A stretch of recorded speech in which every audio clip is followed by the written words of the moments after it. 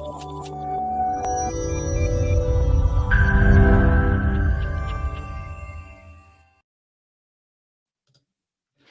right. Hi, everyone, and welcome to Association Chat. This is your online home for it's a discussion. It's your online home and a discussion for the association community, where we warm ourselves by the virtual fire, welcoming thought leaders and trailblazers alike to join up in this online home for the community. I'm the host of Association Chat, Kiki Italian, and before we get started, I just wanted to say thank you. Thank you to the Patreon supporters of Association Chat. It takes many hours and lots of tech and lots of sweat and tears and blood. No, there's not blood, but there's a lot of love that goes into it and a lot of work. And it's the Patreon patrons that make it all possible. If you feel like showing your support for Association Chat and this work means as much to you as it does to me, well, then please visit the Patreon page and thank you.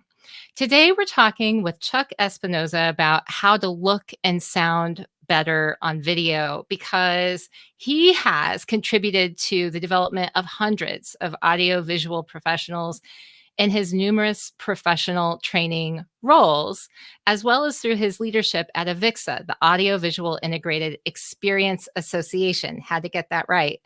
And that's why Chuck, AVIXA Staff Instructor, is our guest for this episode of Association Chat, because this year has been unlike any other year, and more of you are looking to be camera ready than ever before. So with that, I would like to bring our guest up, Chuck Espinoza. Hello, welcome. Hi, Kiki. How are you doing today? I'm doing really well. You know, I'm so excited to have you on here. I've been such a big fan of yours for so long. And Jeffrey, I see you watching today. I'm very excited about today's discussion too. You know, the thing is you always look great. And here you are. You're coming to us live from a vehicle? I am in my mobile office. It's actually a big 2500 diesel HD. It's my farm truck. Oh my gosh! Oh my gosh! And yet you look and sound clear. I think your picture is even clearer than mine. And talk to me about this magical thing that you're doing here, because certainly I've seen other people go live from their autos and they just don't look the same. So there's a couple things that I want to make sure I do. Exactly like I would design an audio video system for a conference room or a classroom, I want to make sure there's a few things that I have down. The audio, I know a lot of people say video is the most important thing on a video chat, but it really is the audio. If your audio is consistent and it's clean and clear, it's much less distracting and you can communicate. When your video is clear and your audio is choppy, communication stops. So I could even turn off my camera and we could still get the gist of the conversation. So I want to make sure I have clear audio. There's a lot of math we use doing design for AV systems. One of the biggest ones we use is a formula called PAGNAG, potential acoustic gain, needed acoustic gain. And the biggest part of that equation is getting the microphone closer to your mouth. It reduces the noise. My truck is on right now. It's a 6.6 liter diesel and it's very loud. And getting that microphone closer to my mouth, you don't hear that ambient noise. So audio, big thing. Video coming through. I want to make sure I have a good quality camera. The laptop camera works well, but some laptops have the camera down by the keyboard, so you get this up. Yeah, up the nose. Yeah. So I always encourage a peripheral, something with a cable that you can place places. And I actually have a couple cameras. The one that I'm using right now is meant to be close up. It has a very, very narrow field of view. I do a lot of research on all my peripherals. So I have this camera. It's got a 78-degree throw. I have another camera that is actually a wider shot that I use when we're doing activities or I'm trying to demonstrate product or whatnot. And it's a very, very wide shot. As you can see, it's I feel like this is the music video shot or something like that, or singing like car karaoke or something. Right. Yes. But it's great for demonstrating things. I have a lot of area I can work with, but it's not good for capturing those facial expressions. I really want, in a video chat, I want to capture the facial expressions. It's really important, and that's why we have video. I also have something for demonstration. Oh, there's my keyboard. I have a document camera. It's a USB powered document camera, and when I'm doing math equations or I have to draw things out, I can put up my document camera and do my math equations, and everybody's can see the equation real time, and or see my calculator or whatever I need to have up. So this is just like I was in a classroom having a document camera that everyone could view as I was teaching in the different things that I'm teaching, especially with math, drawing out the equations. So those are the big things. I just have to stop you for a second, because I just have to say, for anyone who is a facilitator, like my friend Jeffrey, who's watching, is a master facilitator, speaker, really anyone who wants to do a really good job of demonstrating something on camera, that second camera, that shot he just shared, is amazing. I watched a speaker use this in a workshop.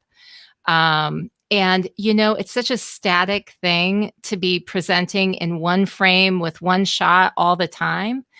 And the ability to add that second shot and to whether it's for math equations or if it's just to show that it's something different, and you're trying to demonstrate an exercise or something like that. It's really effective.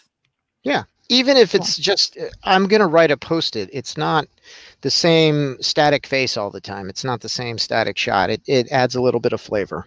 And a little bit of flavor goes a long way. And what's too much though, right? Because sometimes people can get a little bit too crazy with all of the bells and whistles, I think. Yeah, if you have to the point where you start getting confused, and I've seen people try to switch between camera, PowerPoint slide, and this and that, and if you start actually getting confused about what's up, about what's on the screen or what's being broadcast, it might be too much. Yeah. If you can't keep up with it, I've heard presenters say, "What screen am I on?" Okay, this is a little too much at that point. Maybe dial it back about 30%.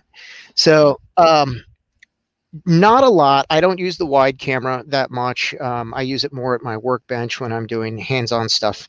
The dot cam I use very sparingly. It's when we're talking about math equations, and it usually there's a very specific calculator we use for the exam. It's a GUI at the testing center. They have all the same calculator.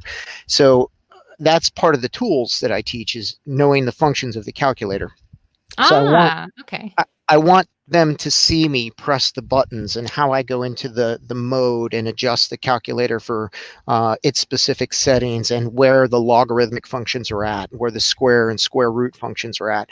And I want them to practice with that so they're not wasting time during their test trying to figure out what the calculator does. So, go ahead. Sorry. So I'll use the dot cam for that, so they can see what my fingers are doing instead of just explaining it to them. And it helps our visual learners out a good bit. For sure. So I started you off by describing, like, you're coming to us from the truck. Tell us all of the amazing things that are going on there. But I want to maybe take us back a little bit, because, the whole reason that I really wanted you to join Association Chat is because you have so much experience in making people look and sound good no matter where they are. And with 2020, so many people have been thrust in this experience of, I know what to do when I get on stage, or in a classroom.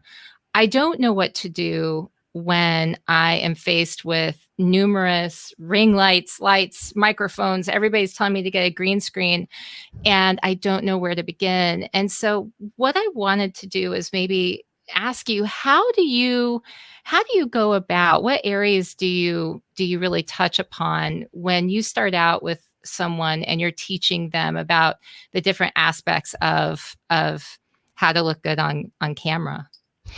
So we start very basic. First thing, we want make sure they sound good, to get the microphone close, and then we want to look at your camera. And I want you to look at your picture and see if you enjoy it. If your picture is, if you, yeah, exactly. If your picture looks like you would want to have a conversation with yourself, it's probably okay. We can make it better. We can do a couple things. And AVIXA has a lot of instructional videos. We're actually making a bunch for this series that are going to be out on YouTube. I'll make sure I post those links in association chat. Thank you. And for very, very small amounts of time and very small amounts of money, you do not have to break the bank to do this. You can add a small light here and there.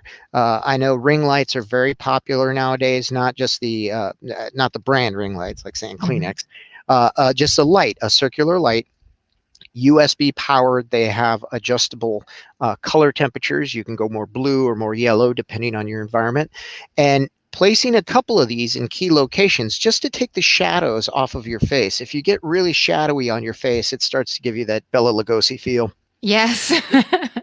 And things like desk lamps that you get at a store, just a small desk lamp or a small lamp that's just a few dollars, like $7 or $8, you can get a lamp. And experiment with things like, hey, that lamp is really harsh, how can I take that down? Well, I'm going to put a couple pieces of just copy paper in front of it, and it makes it, I still have light, but it cuts down the harshness. It's like a filter. So let's take a look at your picture and see what you can see.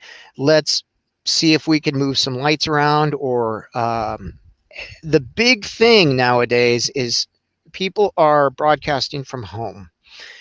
Most people don't have their computer with their face to the window. They have their back to a window. And this makes it really, really hard in a room that's not so bright or not well lit, where all the light's coming from behind you. You do need some backlight so you don't look two-dimensional. You want to still have a three-dimensional look. But if you have more light saturating your camera, it makes your face dark. You look like a silhouette, like a witness protection. Yeah. So we don't necessarily have to move our desks around, but if we can shut those curtains or put something over the window to just kind of mute that light or filter that light a bit, just so it's not oversaturating the camera's sensor. And then a couple small lamps to light up the face. There's we call it 3-point lighting. I have my key light, which is the light that's on the main side of my face, the fill light, which is the light that's just filling in shadows from the key light, and then backlight, which should be higher up, coming down on your back, so it gives you that three-dimensional look. And literally a couple small lamps or moving some lamps around the room, you can look fabulous on your webcam.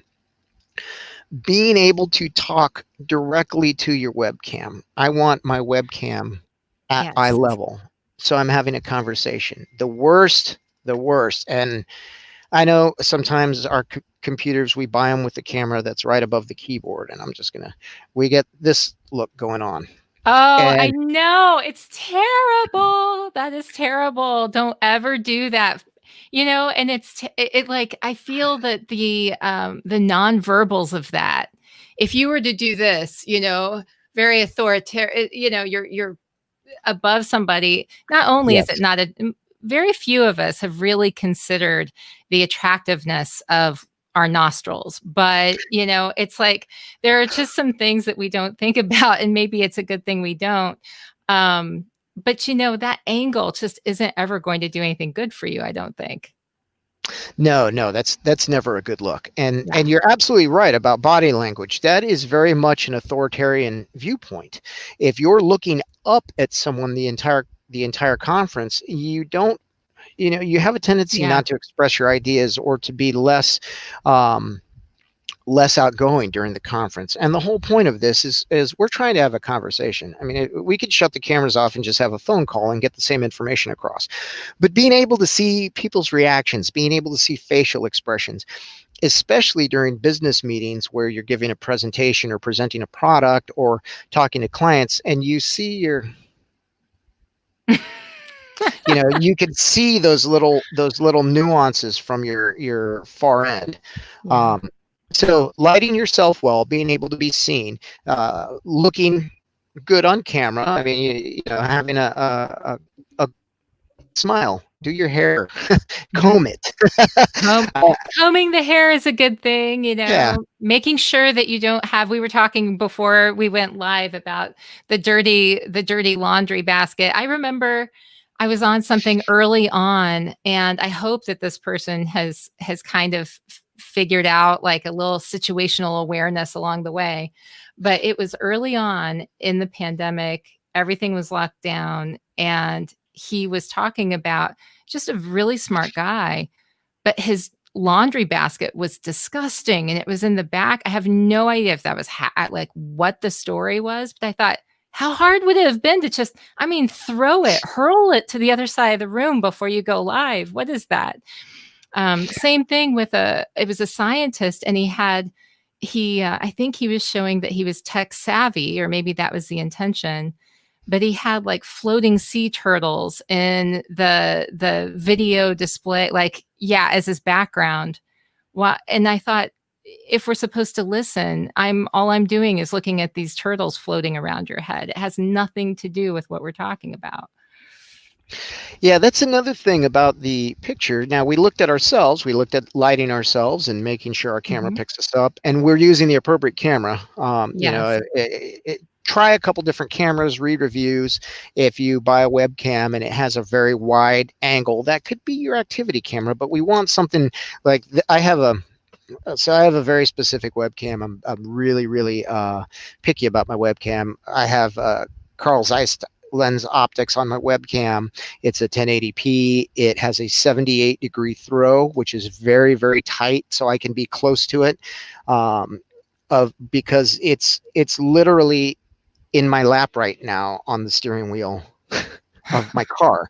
So I have to be very close, but not, I don't, once you start getting your cameras close, I don't want this kind of view. I want to make sure that I still have a full face and head view, and, centered like you would a conversation.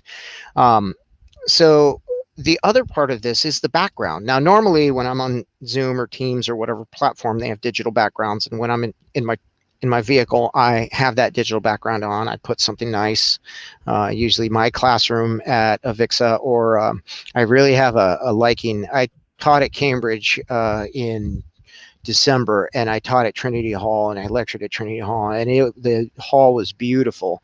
So I actually found that picture, and I use that for my background. It makes me, I like it. It looks nice. It's not distracting. So when I'm teaching class, even in my truck, I have the background on, and we start talking about this, and I'm like, look, guys, click, I'm in a vehicle. And they're like, wow, that's crazy. Click, background back on. Okay, we know what's going on. Now we're not distracted anymore.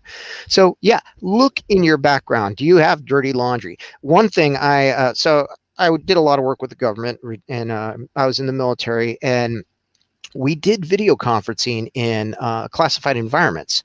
And before the video conference, they would put a red light on, and everyone knew you had to what they call sanitize the environment. You have to take off any documents from a desk or anything that could be seen that could be classified. So I tell people, you might need to sanitize your environment if you have bills or papers sitting on the desk and the webcam can see that. If you have family photos and you don't necessarily want your children's faces on broadcast, or if you have, you're working on a project in the background and it's still hush hush, you want to make sure that those things aren't in your screen. So along with having a good key image, your background should be clean, sanitized. It should be pleasurable to look at and not distracting. Your background's beautiful, by the way. Nice. Thank you. Thank you. It's a great pattern, and your outfit contrasts very nicely with it. It pops. It looks really good. Part of our series is about what to wear and what not to wear. One of the things I learned is that I wear a lot of black, that's just an aesthetic choice, but I have a black chair. And if I wear black and then I have a black chair, it makes me look like my shoulders are up here. And so it's just not a very attractive look. And so one of the things is I either ditch the chair or, and get a stool or something, or I make sure that I have, the color that will show where the definition is there. We have a couple of questions that have come in. Sure. One that came on, and Josie, I'm sorry that I'm just now getting to it, but as you can tell, there's so much to talk about. She was fascinated by the document camera. What is it? Is it a separate piece of equipment? And so talk to us about what is this thing that you're using? So this is a document camera. You would normally see them on a tabletop, and it's something where you can lay pieces of paper or pieces of equipment, product, and it just has a camera that switches over it. So I have a travel one, very small, and it normally sits on a tabletop like so, and it has a little arm that comes off, and you can angle the arm, you can zoom it in, zoom it down. It's got a little light. It's all USB powered and USB transmission. So I have one cable that goes to it for power and video. Now this one in particular, since I am in a vehicle and I have a console here, this one adjusts so I can make it flat, and I just stick it in between the seat and the console. Wow. And it holds it up perfectly there, and I can adjust the zoom. Here's my zoom, right? My analog zoom. And I can adjust the zoom. I can adjust lights or whatnot on my papers. I want to make sure I don't have a lot of shadow on the paper, but I don't want to blow out the image. And so I can write. I use a Sharpie. It's nice and bold. When I have my calculator, I want to make sure that the screen's not reflecting in the camera sensor, so I actually tip it up a bit. But it's just a camera that's meant to pick up documents or to demonstrate things. You can put things down there. So instead of having to hold up a thing and do this, I can put it on there at the angle I need. I can point to different things or work with the different products or the different, do an activity. So if you DM me, I am in association chat. You can shoot me a DM, ask about any questions you want. I am one of those people that I love talking about AV. I'll talk your ear off. I give free advice. I will show you tons of different products for anything you might want, from small, couple $100 dot cam or $100 dot cam to I have a dot cam that costs several $1,000s. It's not only does it do USB, it's HDMI. It has color adjustments. It has timing adjustments. I can broadcast over a LAN. It has a internet interface, Cat5 interface. I can plug into a switch and I can send it video over IP. I mean, it's very, very elaborate. And it's just, another tool for the job. Okay, here is another great question. I'm curious if either of you do any post-recording production to improve audio, reduce hisses, etc., right? And if so, what do you use to do so? So do you, I mean, you're hoping that you get as much right up front so you don't have to do the editing on that's me too. Right. I try to get it right first time out so I don't have to do more later. But when you do have to edit, what do you use? I use my production team. I have someone who that's their job, and that's all they do. When I have to do it, there are several different programs I use. I'm a Mac person, so there's I try not to put one program over another. I really like, if I have an audio issue, it depends on the issue. There's different programs that I like for different things. The interface works. If I'm trying to get out hiss, I use one particular program. If I'm trying to finalize or master one, I will use a different program. You just kind of have to find what you like. And I would be more than happy to give if you have a specific thing, you can contact me and say, hey, what do you use to get out hiss? And we can talk about 2 or 3 different programs. If you're a Mac or a PC person, there are different things to use. I'm not a one tool fits all problems type of person. I'm a specific tool for the specific job type of person. Right. And that includes, if I'm editing audio, what do you do to make cuts? What do you do to tune up the wave? What do you do to get out hiss? What do you do to make it shimmer? All of those different things. There's different applications for all of those. Yeah, so, I have to agree. There are so many different ways you could go about doing that. And I'm not saying it's the right way to do it, but when you find a tool that you use a lot, then you tend to go to that because it saves you time, and you know what to do. You know the buttons to press, and you know how to do it quickly. I use Final Cut Pro for a lot of things because I have a combination of audio and video, and there's just a lot of different things that I have to do at different points. But there are so many different types of tools, and there are definitely, I've seen some things that are out there that are inexpensive, and some of them even free and open source, that allow you to, especially if you have smaller files, you don't have like an hour-long thing like what I'm doing here. You're able to do quite a bit of editing, some of the most common things simply, and that's amazing. So we do have another question here, and that is, what guidelines do you use for selecting an appropriate background? Hi, Beth. Beth is actually one of my AVIXA team members. Yay, Beth! And she's a CAE. And she is Good a on CAE. you, Beth. So for selecting an appropriate background, I want to make sure my background's not distracting, number one, and that the background should just be the background. It's not something that you want to draw attention to. It's not, if you put a green screen up and you just had the green screen, granted, it's a nice flat green screen and you'll be in contrast with it, but it's not, that actually might be more distracting because it's like, oh my God, this person on a green screen, like that's just kind of tedious. Right. I've seen moving backgrounds, and I've had some people in class with, they had the Aurora Borealis, Northern Lights, and it was constantly moving, and it was distracting me. It was beautiful and relaxing, but it was actually distracting for me. So I don't want anything that moves in my background.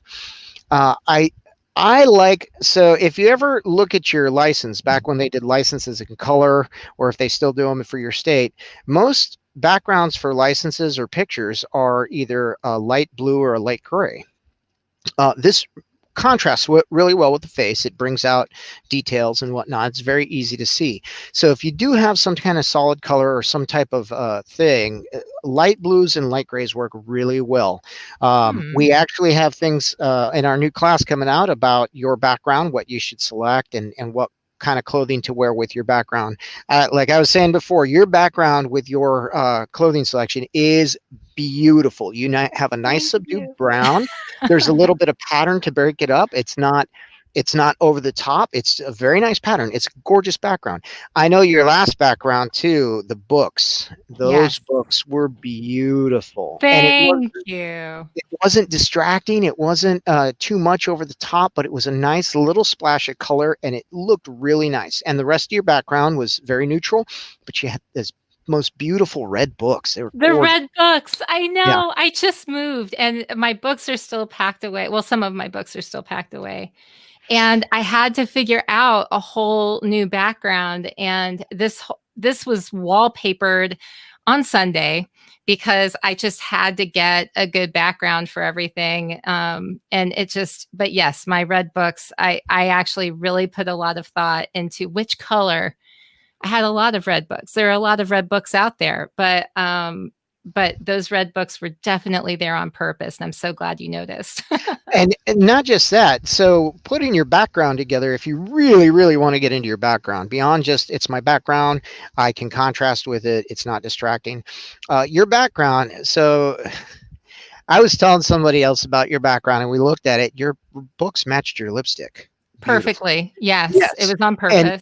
And it looked amazing. It brought a lot of things together, and it wasn't distracting. It was just this nice little bit of color. So if you really want to get into your background, you could take a natural background. You can take a look at other things. At the very least, if you do use your natural background, just make sure it's tidy, make sure it's clean, professional looking, like your office would, or a lot of people have bookshelves, beautiful, beautiful backgrounds. Yeah. And if you don't, if you are banished to the laundry room, like sometimes I'm banished to the laundry room, put up a digital background, make a green screen, or even without a green screen, you can have a nice digital background. Or if you're in a truck, you can put up a nice digital background, and no one's the wiser. Digital backgrounds are perfectly acceptable now, as long as they're not. Keep the motion out of it. It also keeps the motion keeps your bandwidth lower. using your internets. You want to make sure you're not taxing your bandwidth, and that motion in the background, it taxes the bandwidth a little. Something nice, static, light, crisp, clean. If you look at it and you're like, that looks really good, I think I would like that. Okay, So do that. I'm going to put something in the background of our two frames here, and I think it will spark a discussion, something we were talking about before we went live, and that is pattern. Can we talk about pattern? Because you mentioned it in the background here, but where can people go wrong with pattern? What do we have to be careful of? So the background pattern, that actually wasn't too bad. Having a static pattern on your background or on your frame, that's not too bad. What really gets into badness for your transmission, what really taxes your bandwidth, is when you're wearing stripes. Every time you move, those pixels have to change. So if I have this little section of gray here and I move just a little bit, it's not a lot of change. There's not a lot of repixelization that has to go on. But if it's stripes, especially dark and light stripes, then that's a whole change in the pixel. That's new information. Back here, you see there's a lot of white and there's a lot of tan. That's not going to tax my bandwidth. Those pixels aren't changing. There's no information exchange. But if I had a herringbone shirt on, or a referee's jersey, every time I made the slightest move, that's a whole new set of information that has to go down. And you get these really weird effects when when you move, if your camera timing is just a little bit off, or maybe your electricity plays some really weird things when the frequency of the electricity is not perfectly matched up with the frequency of other things you're plugged into, and you start getting these lines, these moire lines, and every time you move it changes. People actually get dizzy from those. It's like that little, when they watch the pattern and get hypnotized, people start to feel weird effects when you see these patterns. So one of our recommendations is the solid color patterns, shirts, something that plays with your complexion well.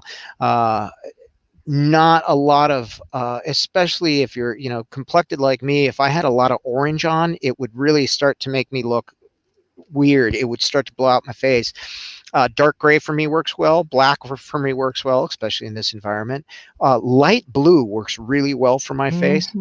So you kind of have to play with that. I know you wear a lot of warm colors, like really, really bright warm colors, reds and purples. And with your background, with your complexion and your hair and your environment, it's really, really plays nice. It makes that picture pop, and it makes you look really good. Thank you. Thank you very much. We had an interesting comment, which I so appreciate. So match lipstick color to the interior of the big ass truck. I'm learning so much. Yeah. We haven't even planned it that way, but yeah. It's definitely, I think, the one thing that I'm always trying to think about is you want to be memorable, you want to be clear, and high contrast is one way that you're able to visually capture attention when you are communicating through camera. So if you think about, what can you do to, even if you don't get super fancy with different camera shots and the document camera and all this stuff, what can you do to at least make it so that there's visual interest for the eye? And when you look back at the way that we were, like in the very beginning, evolution, we're hunting things, the big scary shadow falls across the side of our peripheral vision. High contrast is really interesting for animals, for babies, and really for humans. I mean, anytime we see something with high contrast, it captures the eye. That's why a lot of animals see, if you look at ducks, the male ducks are very, very colorful. Then they want to capture the female's eye. That's the whole thing. And they want to capture more than just the female's eye. They want to capture predators' eyes if they're trying to protect their family. Female ducks are usually more subdued, so they camouflage better, where the male ducks would, they will take that. I never understood that part of it. I knew about the males, and usually their plumage and everything would be brighter. I didn't actually realize the reason why. I always felt so bad for the female. Usually, like, I watch birds, and so it's like the females, and they're walking around. I'm like, that's so sad. They're not as bright, but it's to protect them. It is. It is. They Huh. want the males to get the attention. So the male, A, for mating. The female wants the bright colored males because that bright colored male is, the feathers are nice and healthy. And if a predator comes around, the male will move and take the eye line of the predator, and the female will be safe. You That's see, my friends, we could learn so much more than even just how to look and sound on video. It's so good. So, okay, we were talking a lot about things that we see that are wrong that people do. You must see all the time the most brazen disregard for audiovisual, just the essentials that you should always get right. Do you have any pet peeves? Like, are there some things that just grate on your nerves every time? Yes, several.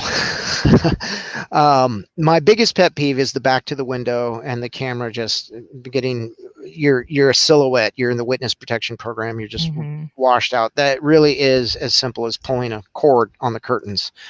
The other one, so the camera below getting the up view. Here's the biggest one that I see, and it happens a lot with multiple monitors where your camera is on your main monitor, but your chat window is on this monitor. Yes, and this is happening. So Yes. I'm looking, and we're no longer having a conversation. You're talking to your computer, and I'm trying to talk to you.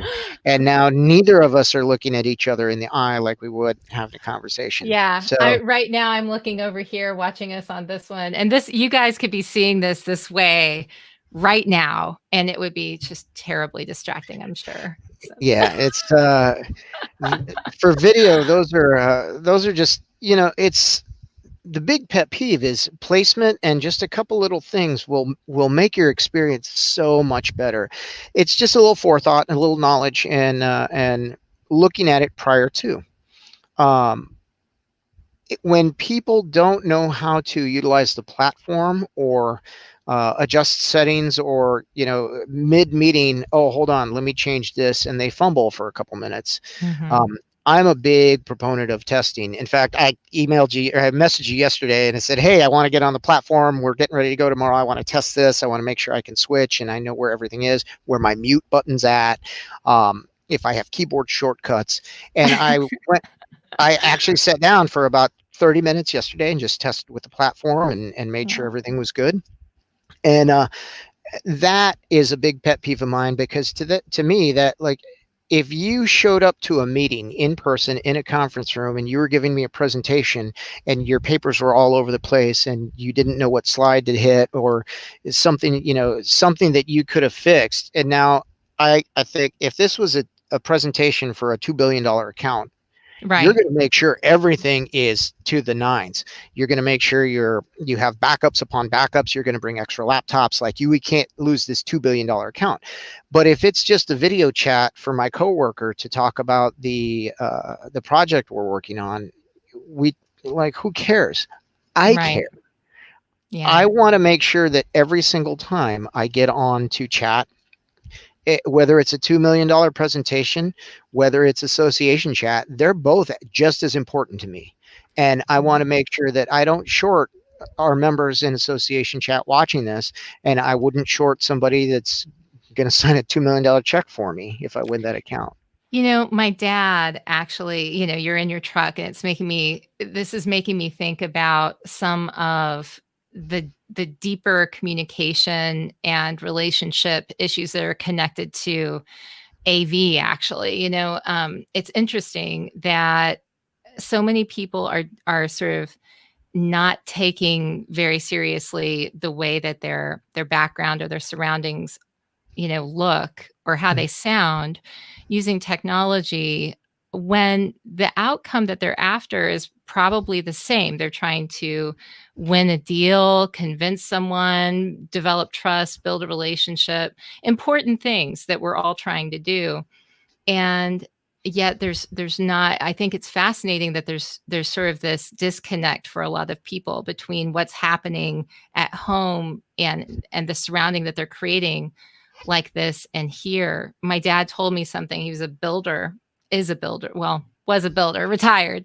And he told me that no matter how much money or how little money you have, whenever you have anything, you always want it to look its very best, because if you ever have to go in and talk to a banker and ask for a loan, to build a house or something like that, they're going to look at what you have and they're going to judge you and determine whether or not you have respect for yourself and for them based on how well you take care of the things that you have. He's telling me this as I had this beat up Ford Escort, by the way. I was not impressed when I was a kid, but like I've carried that with me for a long time. And I think that the overall message is also this. It's that you do have to show that you have awareness for yourself and for others, and to show that respect for them. So it's almost like how much are you respecting others when you show up to these meetings? It's worth more than just popping on right before you go live in your Zoom call, I think. Yeah, it's just how you would prepare for an online meeting should be 100% equal to how you would prepare for an in-person meeting. You would show up early. You would make sure, if you're going to give a presentation, that you would never in a lifetime imagine showing up to a place that you've never presented before and walking in, plugging your laptop on, and getting the presentation up within a minute. Like, especially if it's important, if it's one of those, this is going to make or break the company presentations. You show up an hour prior, you talk to their technicians, you make sure that my audio is good, my video is good, that I have network connectivity.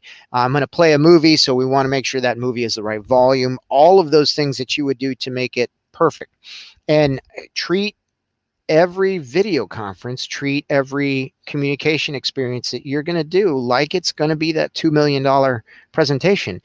And one of the things that I learned, and I made sure all of my people in the Marine Corps knew, we practice to make perfect. We don't go out, you don't go out on patrol, you don't go out and do something, especially when it's life or death, or something you have to be 100% on point for. You would never go out there like, oh, that'll just happen. You practice that. You don't practice to be perfect. You practice until you can't get it wrong. And you do this over and over and over again. So all of this, the lighting, the internet, the dot cam, all of these things, before I did one class, I must have done 8 different Zoom calls with my coworkers. Seriously. I know. I mean, and even with this, I talk about putting the wallpaper up on Sunday, but do you know how many times I have arranged, rearranged, plugged in, moved around, all the different times I have messed with this, and it's still not right. And I'm still going to make changes. I mean, I'm looking at where I'm looking, my eyesight's going here and not here. And there are all these different tweaks that you just always have to constantly be making, but you have to get started, right? You have to start somewhere. Yeah.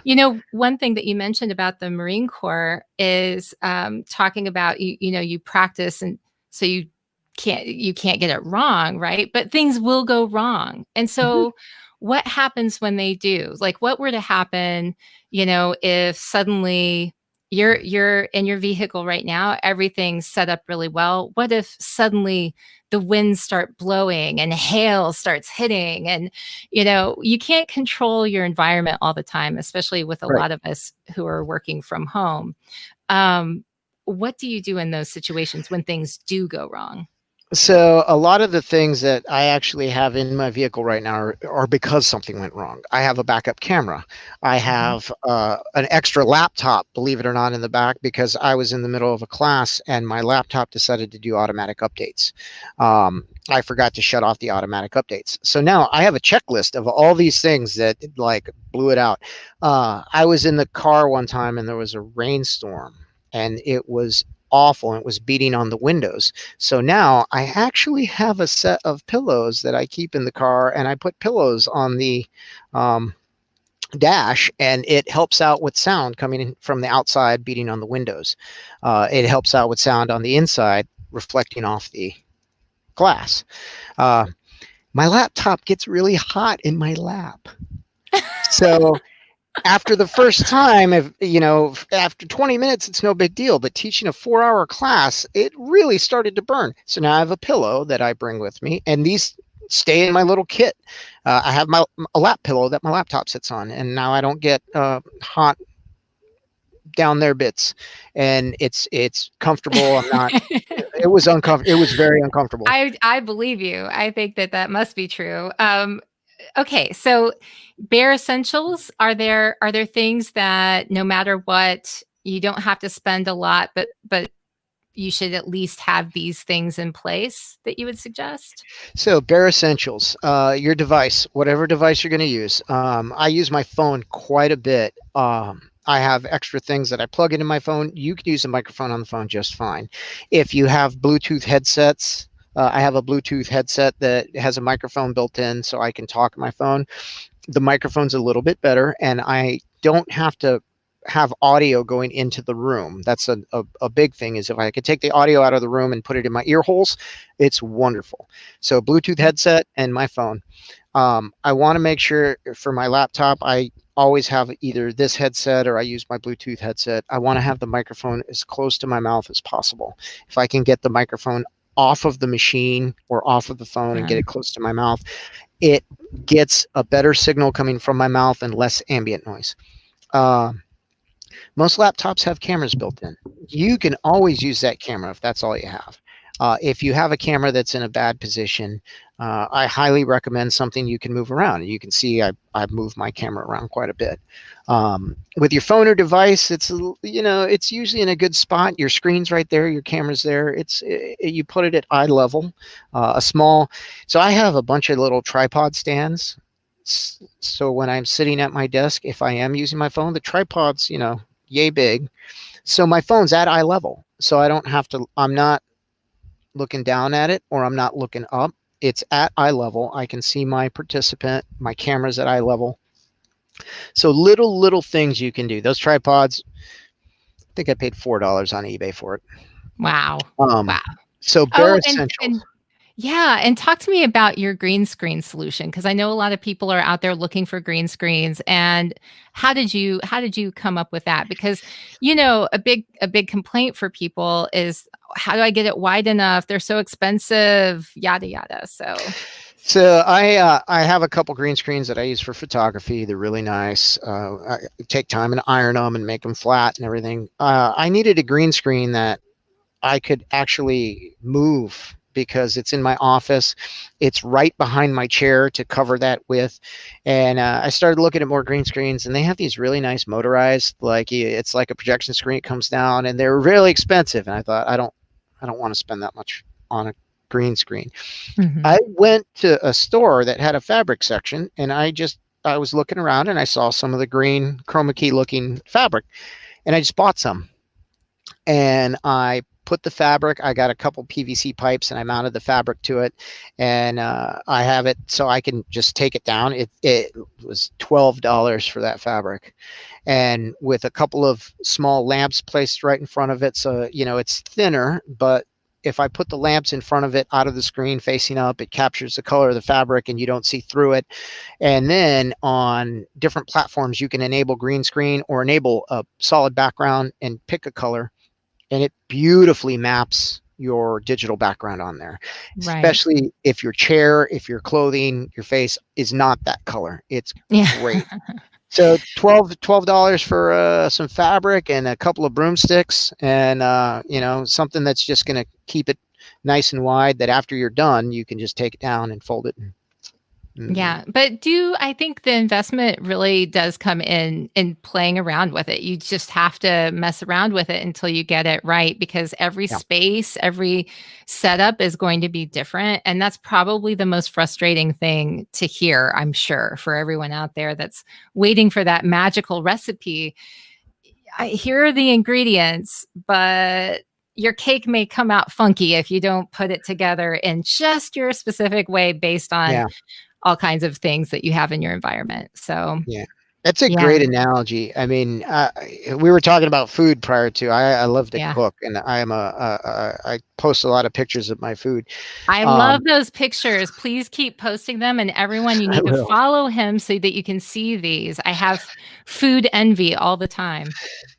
So one of the things I learned is not everyone likes the food that I like. Really? Well, I don't know how. I like very spicy, and I have a thing about salt. I'm always low on salt. I work out a lot, and being on the farm, I'm sweating a lot. So I drink a lot of water, and I wash out my body salt. So I'm always craving salt. So my food tends to be a little bit saltier. And now that's just my particular taste. So if I cook for someone else, I have to make sure I don't put as much salt in things. You might not like as much salt. Same thing with your environment. You might find something that works well for your environment. That material, green screen, might work great for my environment. For your environment, the way the paint is on the wall, if your desk is a different color, if you have a light walnut or a cherry and you say, yeah, the green's not really playing with my desk so well, try a blue background, a light blue background, or light blue keyed background. You have to just, you taste it. You taste little things until you really figure out what works for you. You read forums, you say, I don't like a green screen. Type it right into your favorite search engine, and there's going to be 100 people that say, I don't either. This is what I used. And it's just like recipes for food. You really you experiment with things until you really get what you want, what works for you. And once you have the thing that works for you, say, okay, that's good. What kind of garnish can I add? What kind of little things? If I put red books in the background that match my lipstick, how do they look? And they come out tasting wonderful and looking great. So red books taste fabulous. They taste fabulous. They do. Beth says, I'll be booking my personal video audio consultation with you soon, Chuck. I'm doing so many things on your not to-do list. Oh, no. But Beth, there are answers, and Chuck will help you. Yes. I will. Fortunately, Beth has my team's hotline, so she can call me anytime she wants. Okay. This is actually, I'm so glad that Melissa brought this up, because this is such a, like, everyone has this question, right? Do you have any lighting tips for those of us who wear glasses? Yes. I do. So I actually wear glasses. If I have a light that's close to my face, a ring light or some other, I have some small lights on my desk and they're in my glasses, I try first of all to move the light around. If I can't move the light to an acceptable position that gives me the good light and it's not glaring in my glasses, I take my glasses off. I wear contacts. If you can't wear contacts, here's the big thing. If you can't wear contacts and you have to take your glasses off, you can make your letters bigger on your computer. It might be a little bit more work. I know we're on a browser right now, so on my Mac, I would hit Command and the plus button, and it makes everything bigger.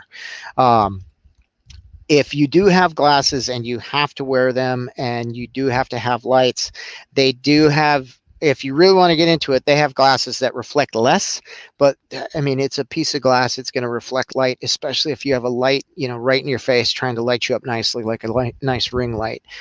Play with the angle. Look at the angle of where your light's at, where your camera's at. If you can move your light or just angle it off to the side a bit and try and get that reflectivity off of your camera, great. Play with it, play around with it. And if you can't, try taking your glasses off. Don't, by any means, don't like give yourself a headache. If you wear contacts, I wear contacts when I know I'm going to have to video chat. If you absolutely have to have your glasses on and you can't get around with it, there's some things that, you can't beat physics. We can try as hard as we can to accommodate for them, but you just can't beat them. And if, you have to have glasses on, they give you a headache. If you don't have them on, wear them. Do not make yourself uncomfortable for the sake of, hey, this is reflecting off my glasses. Sorry, that's going to happen.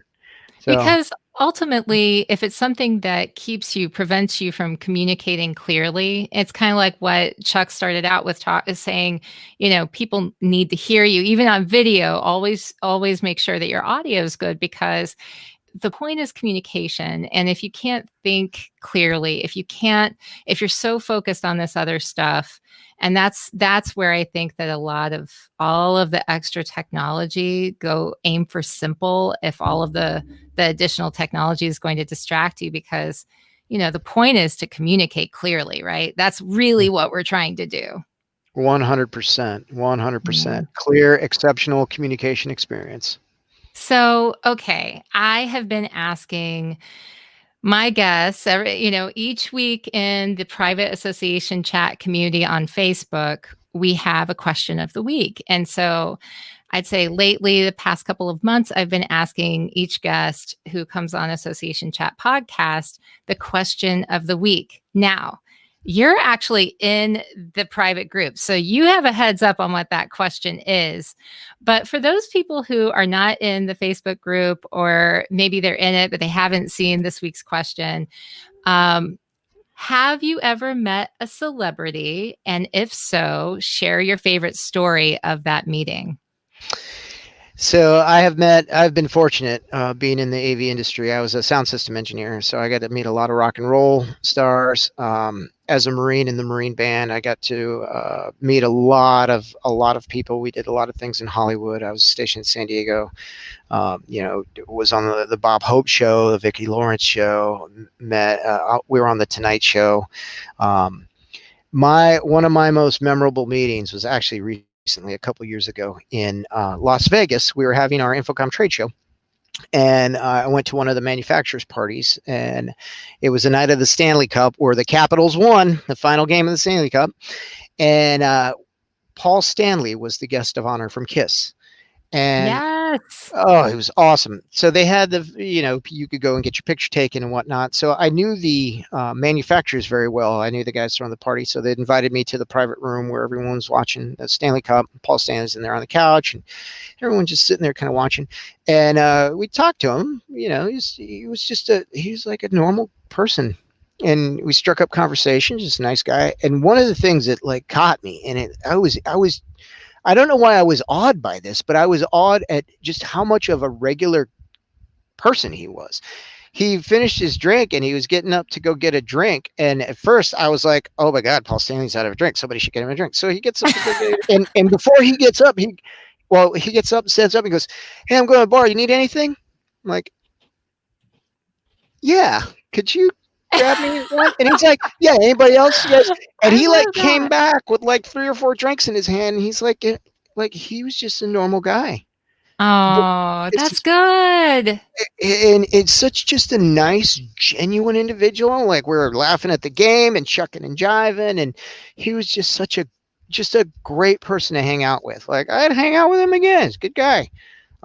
So yeah, that was my story of Association Chat. Paul Stanley recently, within the last couple of years, and just how genuine he was, and just he wasn't. There was no pomposity, no ego. Like, it's Paul Stanley from KISS. Like, it's a legend. Just a normal dude. I love that. Thank you so much for sharing your story, and thank you so much for sharing your time. This was so good.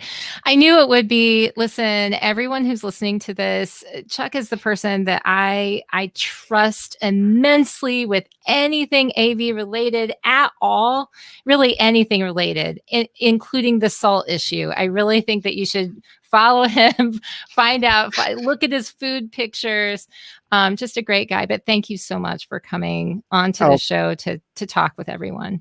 Thank you very much for having me, Kiki. I'm really excited to be able to be of assistance. If you ever need anything, shoot me a DM, shoot me a friend request. I will chat about AV stuff for hours. If you're looking for equipment, if you say, what's the best camera to have? I'm going to ask you 100 questions, because I want to make sure you have the best thing for your environment, for your need. I'll talk your ear off about it, but I will make sure you have the assistance you need. Well, thank you so much, everyone. I'm so glad that you were here to learn from Chuck today. And I hope that you learned something of value that you're going to be able to incorporate into your day-to-day life, maybe into your meetings. And we'll see how you show up and what you look like and what you sound like. And I'm sure that it's going to be fantastic. So I hope that you have a fantastic rest of the week, in addition to using all of these tips that you learned.